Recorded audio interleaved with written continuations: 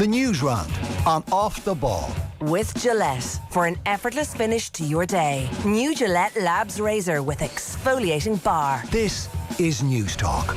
You're welcome along Monday evenings Off the Ball. So Erling Haaland, as predicted, made what is going to be an extraordinary Premier League career. Started it in fitting fashion at the London Stadium yesterday. He was awesome. It is far more difficult to know at this stage what kind of Premier League career Eric Ten Hag is going to have, but most certainly not a good start. Pat Nevin, Andy Mitten on the show this evening.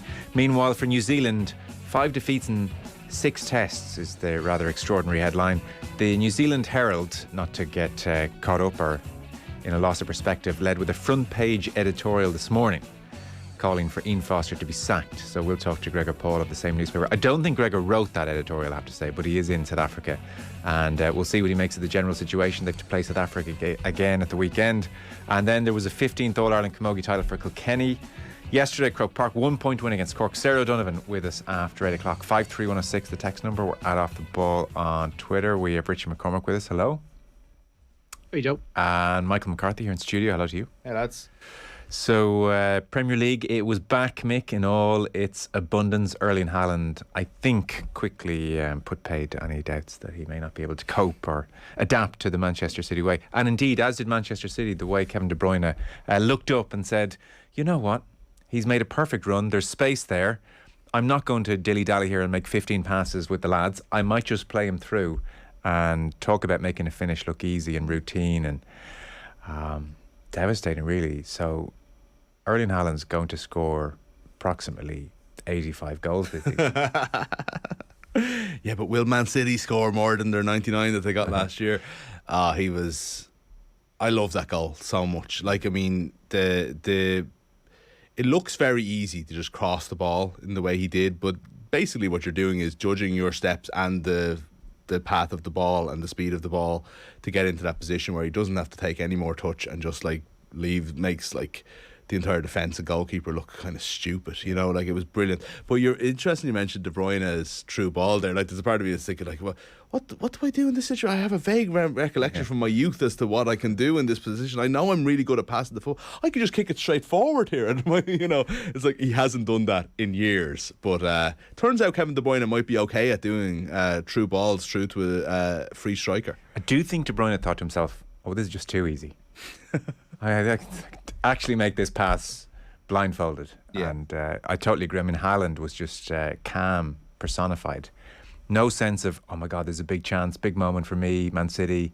You know, what do I do? It was, as you said, calculated things perfectly. He scored that type of goal for Dortmund a gazillion times and ran around to position himself onto his left foot and just made it look so easy. The big moment thing is really interesting, though. How many times have we seen strikers, big strikers, who go on to be a success, have that bit of a, you know, millstone around their neck for a little while? I know he'd scored the penalty, but at the same time, like, this is a big one-on-one chance.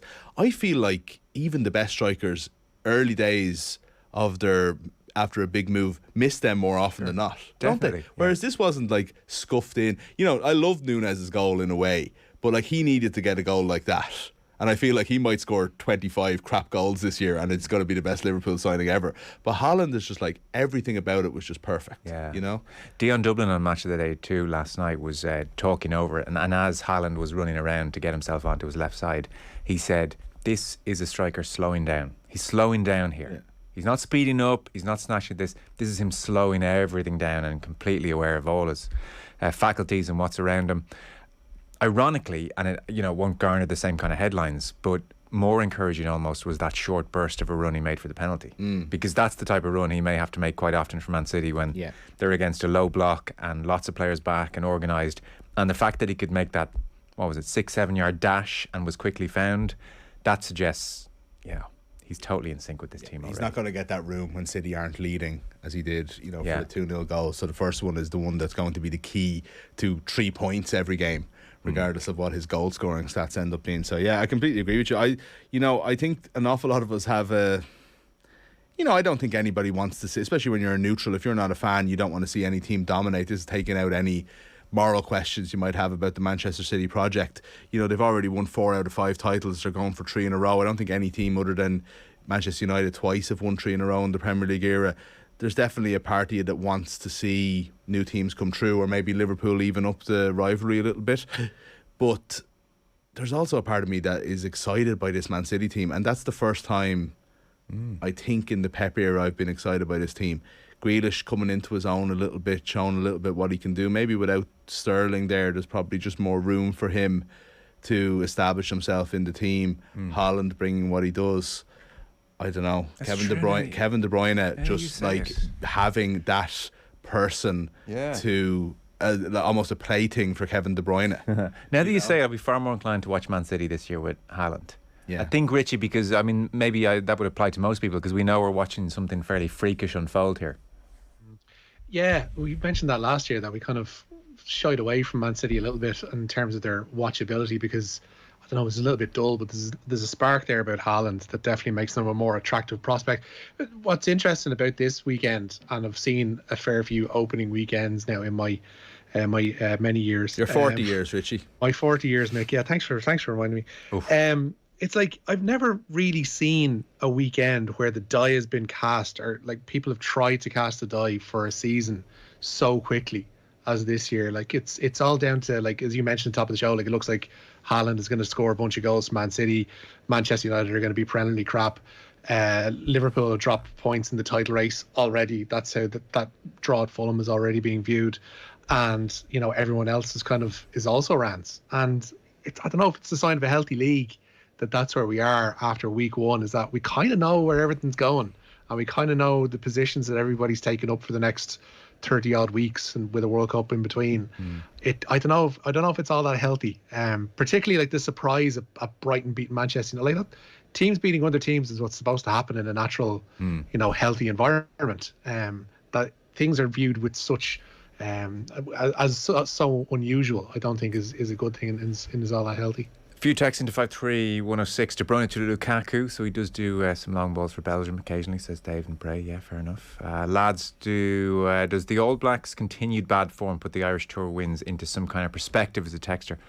I think so, a little bit. Like, I think so. There was a part of me that said they've lost 5 or 6, and the one they won was against us. That we're starting to look bad. So France, Ireland, Ireland, and now South Africa, and they have to play South Africa again at the weekend. Yeah, away again. Yeah. So look, I mean, we were in New Zealand. I think that's important to remember. Yeah. You know, there is obviously a higher degree of difficulty about going to New Zealand and beating them. You know, November is November in a way. You know, I don't think the All Blacks love losing at all. But look, as many people will have pointed out, when Ireland beat them a couple of Novembers, there is always a question mark around that. But I think, you know, now it's starting to look very, very bad. Well, like I said, New Zealand Herald front page editorial. I don't think it was Gregor Paul that wrote this. No, he's in South Africa with the team. More of, I think it was like their editor. Anonymous, yeah. like, let's park everything going on in the world. We need to address the key situation right now. And it's a Sunday newspaper that came out yesterday, you know, like. So what the New Zealand editorial said was that it was this morning. Yeah. Foster, a decent man out of his depth. Oh, it's worse, isn't it? Oh, it is. It's actually reading it, and there's that was the headline, but even a few more bits that they said in it. They're going out of their way to try not to be over the top. Okay. And, you know, like too kind of like tabloidly in this sort of like they want this to be considered. We don't want to do this, but it's worse. Yeah. It'd be better if it was just like, get out now, you turnip, or whatever, like, you know, that would, because it wouldn't be as hitting and cutting as saying, look, we don't want to do this, you're a nice guy, I'm sorry that you're in this position, but you are out of your depth, pal. Don't be considered nice about it, for God's sake. The reaction after Haaland's performance in the Community Shield is as silly as the reaction to his performance yesterday, says Podrick. If you go back, Podrick, last week I absolutely was of the opinion that the reaction to the Community Shield was silly. The reaction to yesterday is not silly. This is the new reality. Trust me. The reaction last week was bizarre. I think there was a degree of silly season last week, and let's try and find a talking point, and so let's magnify the worries over Haaland. But it was never going to be anything but a success. Way fewer people bit on that though than you think as well. Like it's, you know, I don't think anybody, especially Pep Guardiola, worried about Haaland missing a chance or two. It was what he was doing around the game that kind of brought in a few kind of dodge. Wayne Rooney has a always surprisingly brilliant column, I think, in the Sunday Times, but talked about like if people who were criticising Haaland weren't watching the same game I was. Yeah. You know, and it's like I think that I was reading that yesterday morning thinking this is exactly right. I was like thinking this guy's getting in all the positions that he's supposed to be here. It just didn't fall his way. That's going to happen. I'm sorry, he's actually not going to score the 45 goals you say. He'll probably stick it at about 36 or 37 because there's days when he won't score. It was a disappointment in his return column, the Sunday Times. He didn't address the wag at the Christie trial at all. Like, he had a 2-page spread in the Times. Well, even if you're summer, give us a line. Well, he did. He also said that the MLS was a step up from the Championship, so I'm starting to actually reconsider whether this is an always brilliant column. He did have good points about how Haaland's going to have to increasingly learn the short runs here and there, and develop certain patience playing for City. And I guess we saw the short run in the penalty. By the way, what a penalty! Yeah, Whew. Exactly. And then he sat down and did his little meditation celebration. What's that about? Does that show like how calm I am? I'd say so. Maybe he wanted to do a quick bit of meditation. Maybe, just indeed. to calm everything down. Brian in Kildare. Lads, I support Bolton. Sorry, Brian. Brian. From the JJ Okocha I days. had a bad. So keep an eye on League One. We'll do that, Brian. There are 24 teams, and after 2 games... This is interesting. After 24 teams, and after... This is probably to your point, Richie, about predictability. 24 teams, and after 2 games, there is only 1 team on 6 points. Am I the only one who thinks that's mad? Or is my life that sad that I find that fascinating? No, I think it's... that's brilliant. It's interesting. Yeah. Fascinating, maybe pushing it, but it's interesting. It's noteworthy. Read it out. Yeah, 24 teams, 1 with 6 points is healthy state of affairs, I would suppose. And one last point before we start Richie's news round. There is a text in saying, lads, I thought it was great to hear that referee mic'd up in Kerry. Unbelievable addition. Referee came out of it very well, only served to humanise him. Definitely the future, reckons Tony. This was TG Carr with a live microphone on the referee John O'Halloran for Sunday's Kerry hurling final between Ballyduff and Causeway. I didn't see the full game. I did see the clip where he's insisting to a player protesting that you did mean it. It's 3 yards away from you. You did mean it. It's not a card offence. And it's like, he goes, it is. It's not. And that was a great little exchange. But I did like the kind of, come on, Porrick. I think your man's name was Porrick. He goes, I'm 3 yards away from you. Yeah. I can see what you did. Go away. Yellow card. Walk off. It's funny, the texter said there that it humanises the ref. I've seen a lot of the talk about it, talking about how it like helps obviously the coverage, which it does. It's brilliant for the coverage. But that it also like maybe puts a little bit of manners on the players and on the refs because they know the mic there. I think that's true, but I think the texter nailed it. It actually humanises the ref. I would have like this bloody natural tendency that I hate in myself to feel like the ref is against you or whatever, but also they're doing it in a cold way, but actually you can't hear what they're saying. And I remember, do you remember they did it a few years ago? They obviously did it in the football final. It was David Goldrick, I think. Yeah. But also there was another, Barry Kelly did it in a hurling match as well. I remember him, like, you know, he specifically kind of giving a penalty against Michael Fennelly for a slap. I just remember that. And just thinking, these lads come across great. They know all the players, they know all the rules, they're using common sense all the time. Yeah. And thinking, well, we haven't seen that now in 7 years. So I thought, yeah, the clips that I saw would just suggest to me this would just be such a brilliant addition and would help referees so much. Yeah, it'd be great. We should start the news round. 53106, any thoughts or texts, get them into us. Andy Minton is with us this hour, and then we're talking about the Camogie and New Zealand after 8, and Pat Nevins on the football show after 9. News round is brought to you with Gillette Labs for an effortless finish to your day. More European football coming up for Shamrock Rovers. Certainly is, yeah. Jack Byrne back in contention for the second leg of Rovers Europa League qualifier away to Skopje tomorrow. The Republic of Ireland midfielder returns following a hip flexor problem. However, Chris McCann, never present so far in Europe, will miss the second leg in Skopje with a calf injury. Rovers take a 2-1 first leg lead to the North Macedonian capital. And speaking to our own Stephen Doyle earlier today, striker Rory Gaffney said they need to be clinical. I just suppose of European football, you come up against good teams and you get punished if you don't take your chances. So, you know, we'll obviously be looking to take whatever chances we get tomorrow. It was interesting listening to Stephen in the build-up to the first leg that he was he didn't really want to be talking too much about the Conference League as being a safety net. It was all about we can get to the group stage of the Europa League. Is that kind of been the talk over the 2 weeks, and is that the big motivating factor? Yeah, I suppose we win tomorrow. You know, you just have that. You have that. You know, you have the safety net or whatever we're calling it. But you know, it just takes the pressure off us next week. Obviously, you want you wanted to go as far as you could in the Champions League, and the same with the Europa League. But this new competition does give clubs, especially like Shamrock Rovers, just an extra opportunity to have a European adventure. Yeah, there we go. So that's Rory Gaffney talking to Stephen Doyle. I presume that full interview is up on YouTube and our various social channels. Manchester United, they are obviously pursuing Marko Arnautovic, it would seem, from Bologna, and they have agreed terms with Juventus. Seems so, yeah. Adrian Rabiot appears to be edging closer to a move to Manchester United. Talks are ongoing between United and Juventus, where the French midfielder has entered the final year of his contract. The 27-year-old will cost a reported €18 million.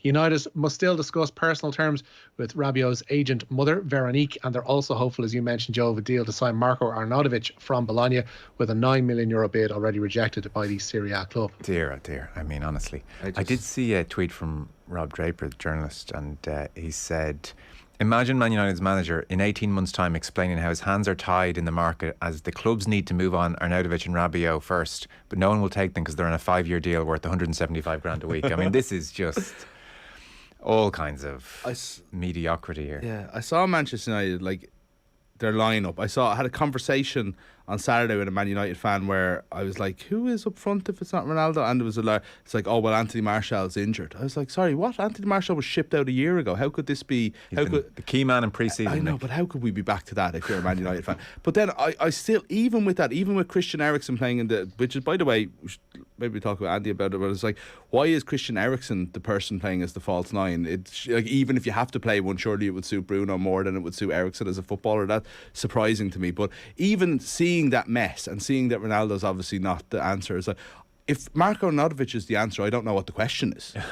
Do you know, it isn't. This guy, when he was how badly has your scouting system failed, is the question. This guy, when he was in his 20s at West Ham, wasn't good enough. You know what I mean? And for certainly for Manchester United, I don't know if he was ever even good enough for the Premier League. Had his moments for sure. But now he's in his mid-30s, and it's like, you can't, even if he's filling the gap, even if you're looking for physicality off the bench. Yeah. You had Cavani last year. How are Manchester United sipped so low that they're getting Marko Arnautovic? Andy will expand on this, Andy Minton, with this hour, but it does seem as if Ten Hag has arrived into a very dysfunctional situation whereby if he's saying things like, I need a striker with these attributes, or I need a defender with these attributes, or a midfielder with these attributes, scouting system, present me with the talent that you've identified. None of that's in place at Manchester United. It's a mess. So it seems Arnautovic and Martinez, certainly, these are players Ten Hag has had experience with. And so he's telling the board, okay, look, your scouting system isn't coming out much. We'll take Arnautovic. I can stake my name on, at least I know him in a sense. Yeah. And that's why they're arriving at these really left field names. I did see an Italian journalist make the point about Rabiot, who's not a dreadful player by any means, but this just illustrates the extent to which Manchester United are lacking all kinds of nous in the transfer market. So Rabiot is 27 years of age. He's at Juventus. He has fallen out of favour there. In some respects, Pogba has been ironically brought in maybe to take his place. And he's now injured. And they still don't want Rabiot. Yeah. So personal terms have to be agreed. So he's off the back of a poor season. His contract at Juventus expires at the end of this season. He's paid €9 million a year, which is the second highest wage bill in Serie A. This journalist I was reading up said Juventus would have paid to get rid of him. Instead, United are offering 18 million to take him.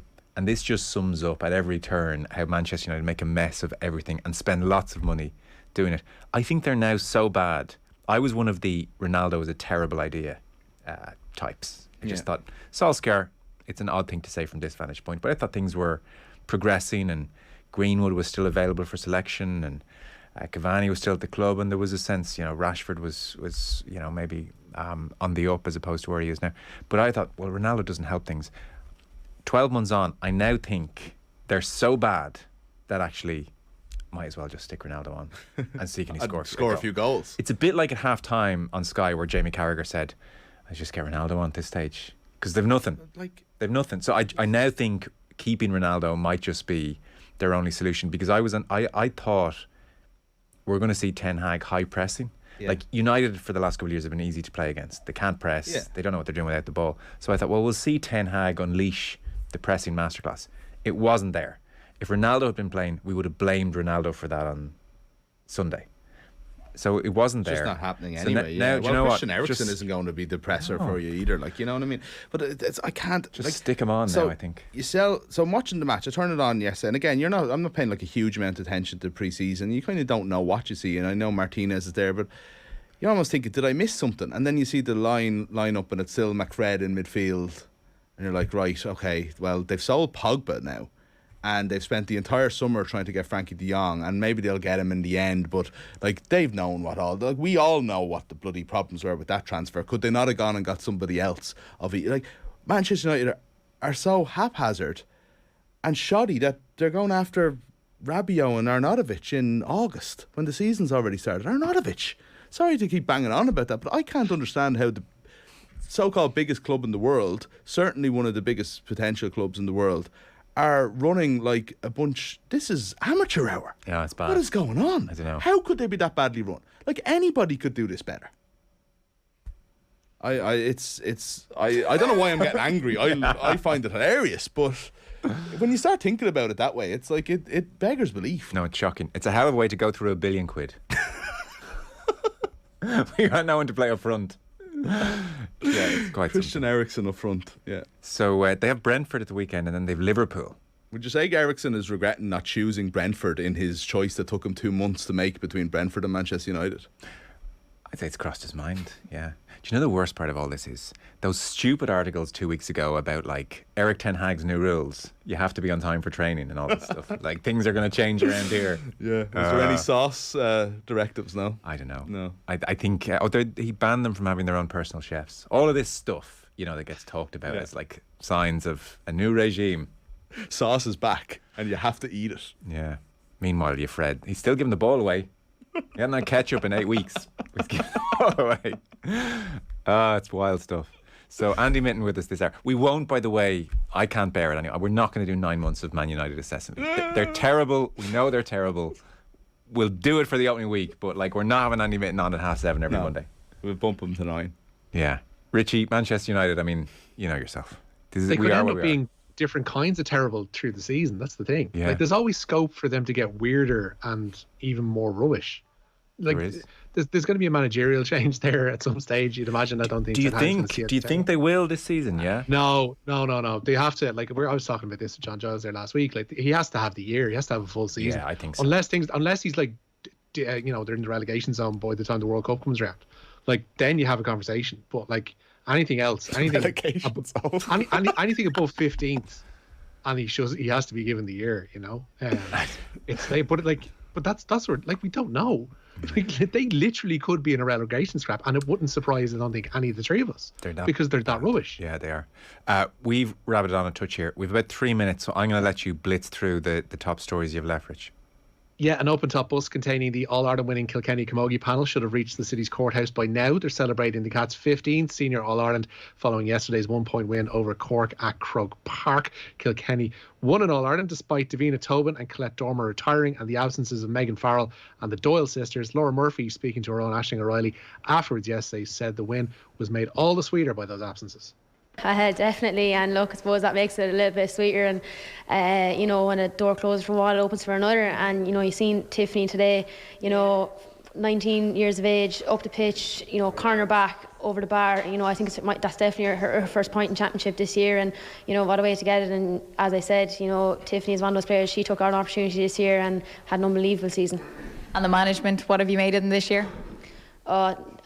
I just will never come across a management team like the lads. They're unbelievable. The work they put in behind the scenes is, they're credit to themselves, and they're training is different every day you go. The work that's put in, they're unbelievable. Rich, opening statements in the Ryan Giggs Kate Gravel case. Yeah, court's been told that there's a sinister side to Ryan Giggs' character as he goes on trial accused of attacking his ex-girlfriend. The prosecution opened its case against the former Manchester United footballer this afternoon, who denies controlling and coercive behaviour. Lawyers for Giggs claim allegations he attacked his ex-girlfriend Kate Gravel are based on distortion, exaggeration and lies. Jurors were told that Alex Ferguson and Gary Neville will both feature in the evidence at the trial, and the judge has warned jurors not to chat about the case on Facebook or WhatsApp. Plenty of transfer Newsround today as well, Joe. Timo Werner undergoing a medical ahead of a return to RB Leipzig. The German forward is signing a permanent deal at the club he left for Chelsea 2 years ago for €58 million. Meanwhile, Leipzig have beaten Manchester United to the signing of Salzburg's Benjamin Šeško. The Slovenian forward will join the German Bundesliga club next summer. Malang Sarr, meanwhile, is also leaving Chelsea this week. He is undergoing a medical at Monaco. It's going to be a loan deal with an obligation to buy for the League One side. And quite interesting, when Nathan Collins in town. Yeah, Conor Cody has completed a medical at Everton ahead of a move from Wolves. The 29-year-old is going to sign a loan deal there with an option for the Goodison Park club to make it permanent. Cody was dropped for Saturday's opening day defeat to Leeds, with Nathan Collins and Max Kilman preferred in a back four. Everton do have defensive worries of their own. Ben Godfrey, they've confirmed today, out for 3 months, and Yerry Mina must undergo scans to determine the length of his forthcoming absence. Yeah, it's kind of an interesting one. Like, Cody always seemed like one of these good pros, a good lad, and I guess Nathan Collins is settling right in. We should, just before we go, Rich, mention Leona Maguire. Say again there, Joe. You just broke up. Oh, apologies. We should just, before we go, mention Leona Maguire. Leona, yeah. Yeah, sure. She cracked the top 20 in the Women's Golf World Rankings today. The Cavan golfer finished with a tie for 4th at the Women's Open in Muirfield. That result has seen Maguire leap 5 places from 22nd to 17th in the world. The Open itself won by South Africa's Ashley Buhai, who beat Ingi Chun in a playoff. Very good. Richie, thanks for the time being. Cheers. Nice and gents. Just to remind you, by the way, we're going to have a brilliant road show, and it's next Wednesday at Vicar Street. So Ian Wright, Michael Owen, Emma Byrne, Karen Carney amongst the guests. Vicar Street's always a brilliant venue, so that's August 17th. That's next Wednesday. Tickets have just gone on sale. otbsports.com/events is where you can get those tickets. I'll be there. I'm really looking forward to it. Very interesting people to chat to. So do come along next Wednesday at Vicar Street. Tickets are going fast, so hop on now. otbsports.com/events, and hopefully we'll see you there on the night. T's and C's apply. So we'll see you on the night, we hope. Mick, you'll be back later on. Thanks for the time. I shall. Thank you.